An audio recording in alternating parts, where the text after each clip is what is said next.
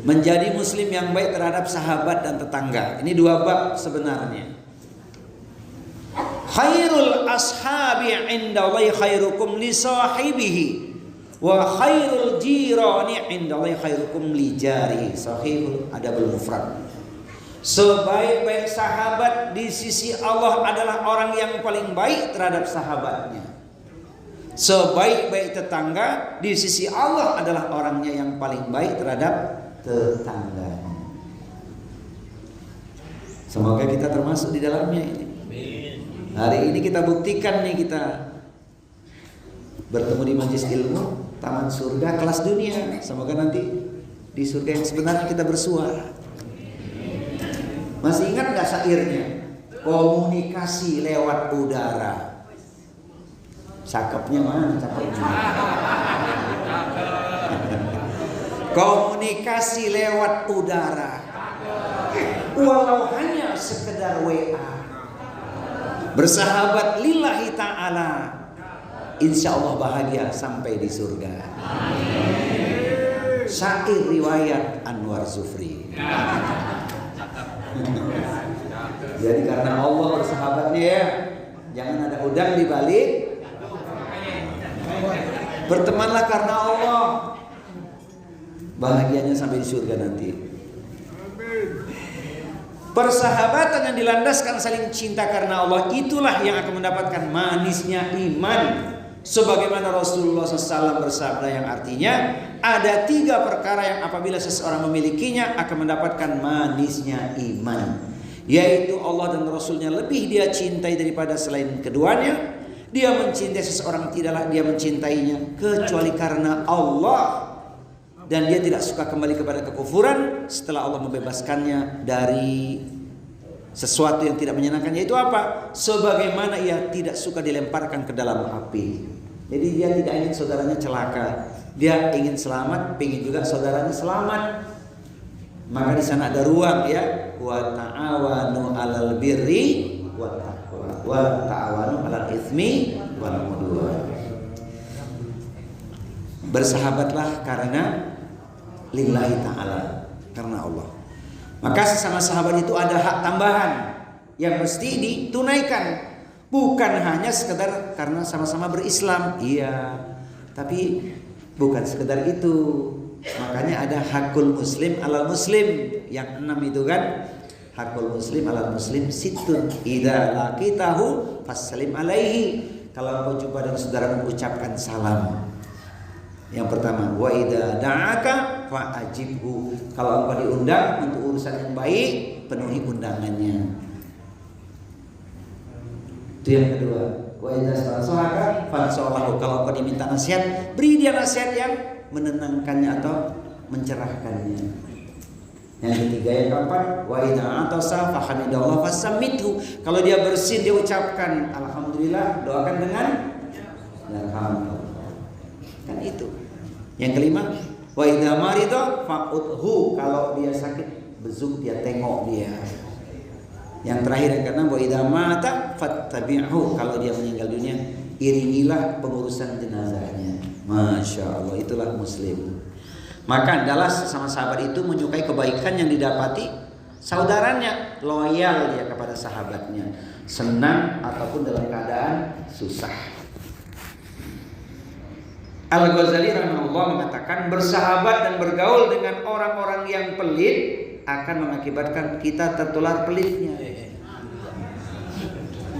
Jadi ya, tapi kalau kita bergaul untuk memberikan pemahaman pada dia yang tadinya pelit menjadi orang yang dermawan, alhamdulillah. Tapi hati-hati ya, kalau filter iman belum kuat bisa terjerumus juga. Sedangkan bersahabat dengan orang yang zuhud membuat kita juga ikut zuhud dalam masalah dunia. Nah, ini zuhud ini penting ini. Tidak tamak, tidak rakus kepada dunia, tapi fokus pada akhirat. Maka ucapannya bernilai akhirat. Ya, pergaulannya bernilai akhirat, tidak bicara dunia saja. Walaupun dunia sedang dilaluinya, bisa karena niatnya jelas untuk Allah. Bagaimana itu agar kita bisa? Pertama, membebaskan dari apapun yang diharamkan oleh Allah. Apapun yang diharapkan oleh Allah, tinggalkan tuh. Quran surat Al-Baqarah surat yang kedua ayat di nomor 168. Maka kita akan zuhud terhadap dunia. Ya ayyuhan nasu kulu mimma fil ardi halalan thayyiban wa la tattabi'u khutuwati syaitan innahu lakum aduwwum mubin. Hai manusia, makanlah apa yang ada di bumi ini yang baik. Tentu halalan thayyiban. Jangan ikuti langkah-langkah syaitan karena dia adalah musuhmu yang nyata. Itu ayat universal untuk semua manusia, apalagi orang beriman. Di ayat lanjutannya 172 surat yang sama, surat Al-Baqarah. Ya ayyuhalladzina amanu kulu min thayyibati ma razaqnakum washkuru lillahi in kuntum iyyahu ta'budun. Wahai orang-orang yang beriman, makanlah olehmu yang baik dan bersyukurlah kepada Allah jika engkau betul-betul menyembahnya. Jadi tidak mungkin dia makan yang haram. Itulah orang yang zuhud, ya, tidak tamak, tidak rakus terhadap dunia. Makanya kalau ditanya mendingan cukup atau kaya, pilih cukup atau pilih kaya, Bu? Atau cukup kaya? Kalau cukup itu belum selesai, ada lanjutannya. Tapi kalau kaya ada pertanyaan, dari mana kekayaannya? Ya kan?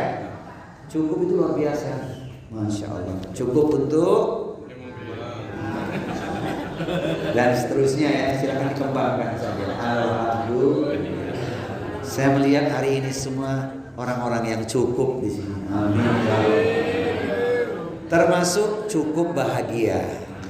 Betul kan? Nabi ya Rabban.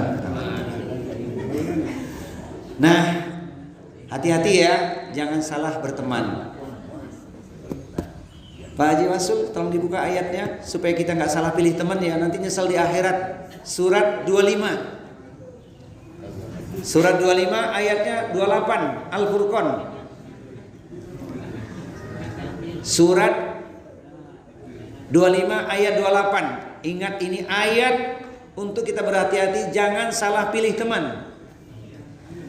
A'udzu billahi samii'il 'aliim minasyaitonir rajim. Ya wailata laitani lam attahid fulanan khalila. Ayo. Surat 25 Al-Furqan ayat 28. Wahai celaka aku, sekiranya dulu aku tidak menjadikan si fulan itu teman akrabku. Nyesalnya di mana tuh Pak? Nyesalnya di akhirat. Dulu di dunia salah pilih teman. Teman akrab maksudnya. Teman bergaul kepada siapa silakan, teman bisnis tafadhol. Tapi teman akrab hati-hati. Dia bisa menyelamatkan kita, bisa menjerumuskan kita. Sebab sudah rumus itu, sahib, teman itu mengikat. Kalau dia orang baik, dapat wanginya kita. Sebagaimana analogi bergaul dengan penjual minyak wangi. Bergaul dengan penjual minyak wangi, dapat 3 perkara.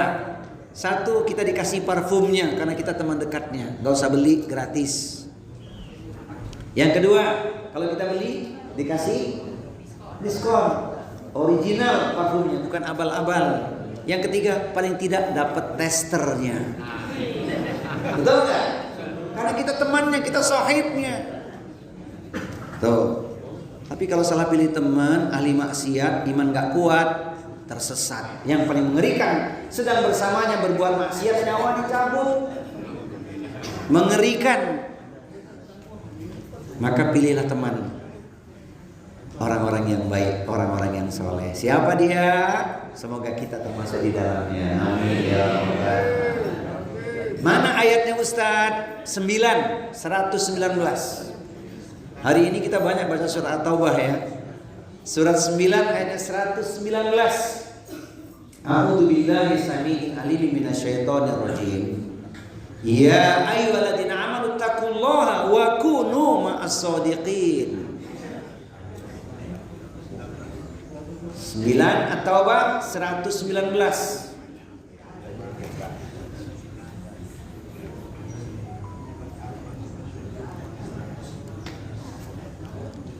Ya, surat 9 119. Hai orang-orang yang beriman, bertakwalah kepada Allah dan hendaklah bersama orang-orang yang benar. Nah, tuh. Jadi resep memilih teman-teman yang benar itu. Siapa dia Ustaz? Semoga dia ahli ilmu, ahli ibadah, ahli taat, ahli taubat, ahli silaturahmi, ahli sabar. Kita kan insya Allah ya, saling mengingatkan dalam kebenaran dan kesabaran. Jadi memang seseorang itu asalnya tergantung teman dekatnya itu. Besar pengaruh teman itu, luar biasa. Apalagi kalau masih ragu, belum paham ya. Kata Rasulullah, almar'u ala dini khalilihi, falyandur ahadukum man yukhalil. Seseorang itu tergantung agama teman dekatnya, maka lihatlah siapa yang dia jadikan kawan akrabnya. Sekali lagi semoga kita termasuk orang-orang yang benar. Amin ya rabbal. Di mana kita temukan orang-orang yang benar? Di majelis taklim, di majelis ilmu, di rumah Allah, di medan jihad. Di mana lagi? Di Masjid Al Hidayah, insyaallah. Baik. Makanya bahagia berteman dengan Pak Haji Teguh, dengan Buya Asri, dengan Pak Haji Tri dan lain-lain. Masya Allah ya. Bahagia banget. Pak Dodi, alhamdulillah. Dengan Bu Dede, termasuk. Ya Rabbal alamin. Masya Allah. Bu Dede ini pencemburu. Masya Allah. Baik. Dengan kita semua saudaraku, mohon maaf tidak saya sebut namanya satu persatu. Kalau disebut namanya habis waktunya. Masa mesti saya absen ya? Yang penting apa? Di hatiku ada kamu. Baik. Nah sekarang bab yang kedua nih, bab yang kedua. Tadi tentang pertemanan ya, bersahabat karena Allah. Bagaimana dengan urusan tetangga? Karena kita di bab 10 ini ada dua. Baik terhadap sahabat, baik juga terhadap tetangga. Ini urusan tetangga jangan main-main ini. Kadang-kadang kita melakukan sesuatu yang tidak tepat pada tetangga kita. Mudah-mudahan setelah ini kita akan melakukan langkah terbaik kepada tetangga kita. Ulama Syafi'iyah dan Hambali berpendapat bahwa yang menjadi tetangga itu adalah 40 rumah dari segala arah. Depan, belakang, kanan, kiri. 40 rumah. Atas bawah ada nggak? Ada di apartemen. Pak Haji Teguh ya, di apartemen kan? Ada atas bawah itu. Hitungannya 40 rumah. Masya Allah. Jadi kalau ada rezeki cukup buat 40 rumah. Kalau nggak cukup yang paling dekat lah. Betapa pentingnya berbuat baik dengan tetangga sampai Nabi menyatakan, Jibril tidak henti-hentinya mengingatkan padaku untuk berbuat baik pada tetangga sampai-sampai aku menyangka bahwa Jibril hendak menjadikannya sebagai ahli waris. Sampai seperti itu. Tetangga ya, tetangga yang baik tentunya. Sudah tetangga kita muslim pula, haknya dua itu, hakul jar, hakul muslim. Masih kerabat karena dulu waktu pindahan ke Lipo sama-samanya di rumah di Lipo. Alhamdulillah di Islamik masih kerabat pula, 3 haknya. Hakul jar, hakul muslim, hakul ahli. Hak karena keluarga, perkawinan karena hubungan darah atau karena tali pernikahan. Saya ingin menutup dengan 10 poin ini. Ya. 10 poin ini kita berbuat baik pada tetangga. Kalau dirinci lumayan panjang, tapi selayang pandang saja untuk kita lihat dan kita introspeksi. 10 poin ini sudah kita lakukan belum kepada tetangga kita? Ini bab yang sederhana, tapi kadang-kadang kita lupa ya.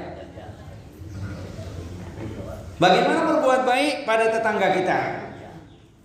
Dijelaskan oleh Imam Al-Ghazali, memuliakan tetangga bisa dilakukan dengan bentuk di bawah ini. 10. 1. Memulai mengucapkan salam pada tetangga. Kalau dia muslim, assalamualaikum. Kalau dia non muslim, bahasa pergaulan kita sapa dia. Ustaz, dia non muslim, tapi akhir-akhir ini dia mulai fasih mengucapkan kalimat-kalimat lafaz orang Islam. Dia ucapkan Assalamualaikum Pak Haji. Apa jawaban kita? Waalaikum saja. Waalaikum gitu. Kenapa begitu? Iya demikian. Tapi kita mendoakan Allahumma hdihim fa innahum la ya'lamun. Ya Allah berikan mereka hidayah karena mereka tidak mengetahui. Jadi punya tetangga non muslim itu tiap hari dapat pahala itu. Doakan kebaikan agar dia mendapatkan hidayah. Ini ruang istimewa ini, Masya Allah. Kalau dia muslim, Assalamualaikum.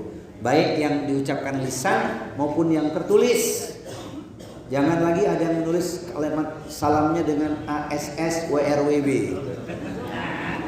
Nggak ada lagi ya. Kemudian yang kedua, menjenguk tetangga yang sakit. Ini pahalanya besar nih. Kita mendoakan Ustadz yang sakit non muslim. Bagaimana kita mendoakannya? Sama dengan muslim karena dia masih hidup. Doa pakai cara Islam. Baca Al-Fatihah, kemudian kita doakan sebagaimana kita berdoa untuk orang sakit. Allahumma rabbana as'adibil ba'sa isfihi atau isfiha anta syafi la syifa illa syifauka syifaan la yughadiru saqaman la ba'sa tahurun insyaallah. Kalau dia masih hidup sama doanya.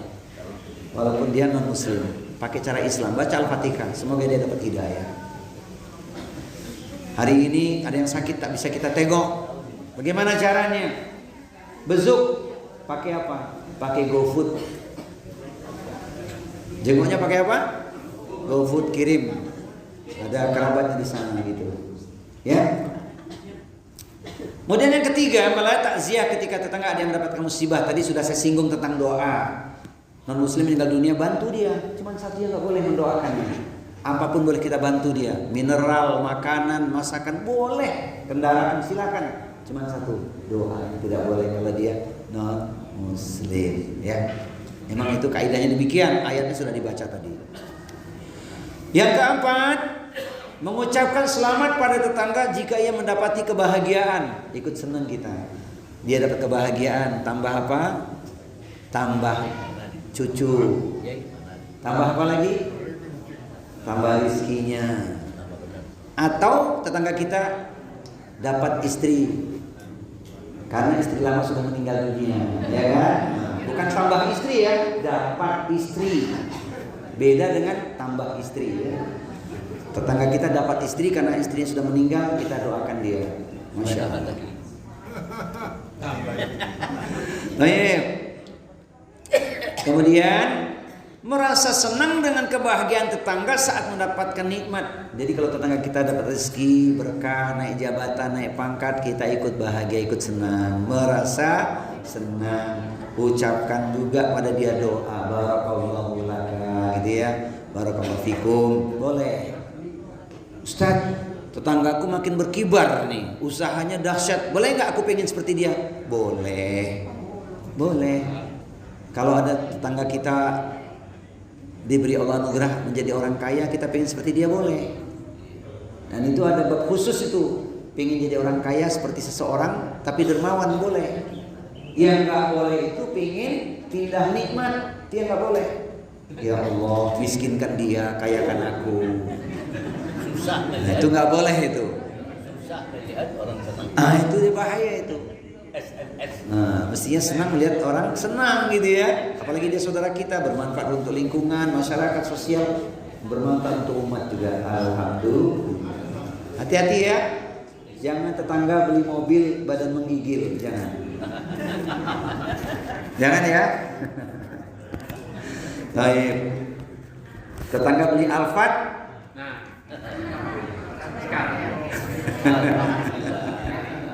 Alhamdulillah. saya punya Alphard ini. Alhamdulillah.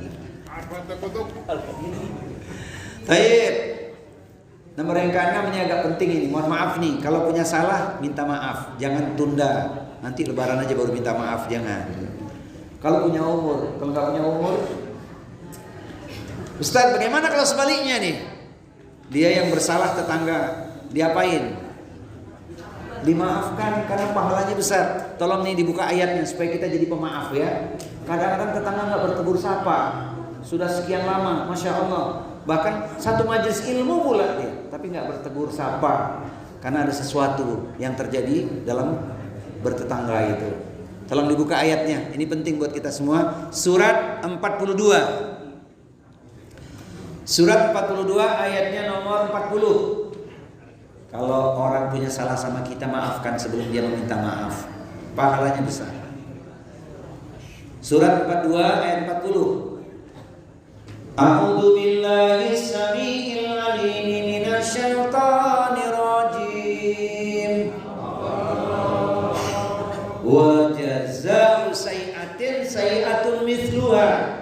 Faman 'afa wa aslaha fa ajruhu 'ala Allah. Innahu la yuhibbudz zalimin. Yo, surat 42 ayat 40 supaya terjemahannya pas banget yang dimaksud. Asy-Syura ayat 40. Dan balasan suatu kejahatan adalah kejahatan yang setimpal. Tetapi barang siapa memaafkan dan berbuat baik kepada orang yang berbuat jahat, maka pahalanya dari Allah. Sungguh dia tidak menyukai orang-orang zalim. Bapak Ibu sekalian, memaafkan tuh pahalanya besar. Masya Allah. Pak Haji Teguh, selesai talim kita makan apa? Selesai talim kita makan apa nanti? Sebut aja. Nasi uduk atau ketupat? Kebuli. Oh, nasi kebuli, Masya Allah. Gak main ya. Wow. Sungguh nikmat nasi kebuli. Betul ya? Apalagi makannya tidak sendiri. Buat apa sering membenci? Karena kita satu hati. Gitu dong. Jangan bikin dendam sama orang. Maafkan kesalahan orang. Ulangi. Nanti di YouTube dibuka ya. Hah?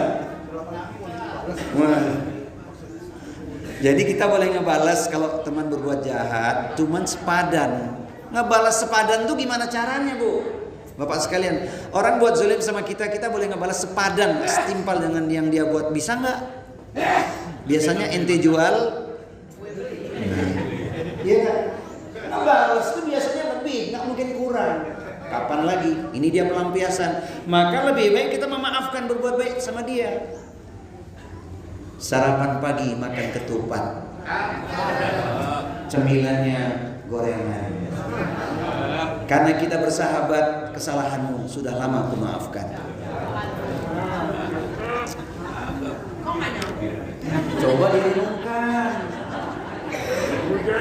Sarapan pagi makan ketupat, cemilannya gorengan. Karena kita bersahabat, kesalahanmu sudah lama aku maafkan. Nyambung dong. Bisa kata Bu Dede. Gorengan kan ku maafkan. Mau kursus bikin pantun, undang ke rumah. Baik, alhamdulillah, masya Allah. Jadi begitu ya, memaafkan itu utama. Dengan tetangga apalagi, jangan sampai menyimpan dendam. Ini sudah sekian lama tapi tidak bertegur sapa. Muslim pula, sama-sama di majelis ilmu lagi pula. Ditanyanya di majelis ilmu, ya kita jawab di majelis ilmu. Kemudian menundukkan pandangan untuk tidak memandangi istri tetangga. Memandangi dengan pandangan syahwat maksudnya gitu. Hati-hati, ya kan? Rumput tetangga lebih, padahal sebenarnya belum tentu ya. Masya Allah kan. Kan saya pernah mengatakan suami istri ingat menikah tujuannya apa? Karena Allah ibadah kan? Nih Pak, jangan lupa Pak, agar tidak mandang istri tetangga, katakan pada istri, menatap awan ke angkasa. Sungguh tinggi tidak terkira. Berumah tangga bukan sekedar cinta, tapi ingin sehidup. Begitu. Diulangi Pak Rudi, diulangi Pak Rudi. Menatap awan ke angkasa. Sungguh tinggi tidak terkira. Berumah tangga bukan sekadar cinta, tapi ingin sehidup. Alhamdulillah. Enggak ya, jangan. Baik. Itu artinya juga Bu, jangan mandai suami tetangga. Pandangan syahwat jangan. Kasih bantuan tak?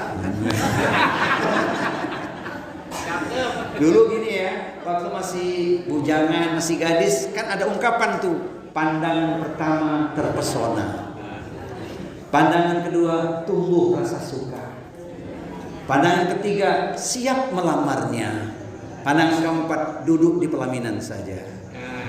Dulu, sekarang mulai itu pandangan pertama biasa saja, pandangan kedua setan mulai menggoda, pandangan ketiga pasti ada apa-apanya.